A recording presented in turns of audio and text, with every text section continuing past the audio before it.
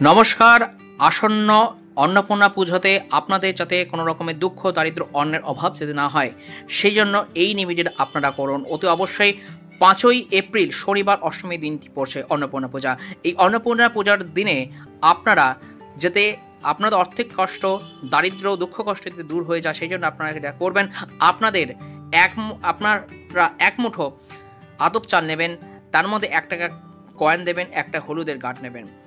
ওই সমগ্র বস্তুটিকে লাল কাপড়ে মুড়ে লাল কাপড়ের মধ্যে রেখে আপনার যেখানে অন্নপূর্ণা পুজো হচ্ছে সেইখানে আপনারা নিজেদের নাম গোত্র দিয়ে পুজো দিন এবং ওই পুটলিটি লাল কাপড়ে মোড়া যে পুটলি যেটাকে আপনারা রেখেছেন সেইটা মায়ের পুজো হয়ে যাওয়ার পর সেদিনকে বা দশমীর দিনে আপনারা যেটা করবেন সেটা হচ্ছে ক্যাশ বাস্কে বা আপনাদের আলমারিতে যেখানে আপনারা ক্যাশ রাখেন, ব্যবসা স্থানে যেখানে ক্যাশ রাখেন সেইখানে ওই বস্তুটিতে রেখে দিন লাল কাপড়ে বেঁধে। দেখবেন আপনাদের আর্থিক উন্নতি হচ্ছে, ব্যবসা শ্রীবৃদ্ধি উন্নতি হচ্ছে।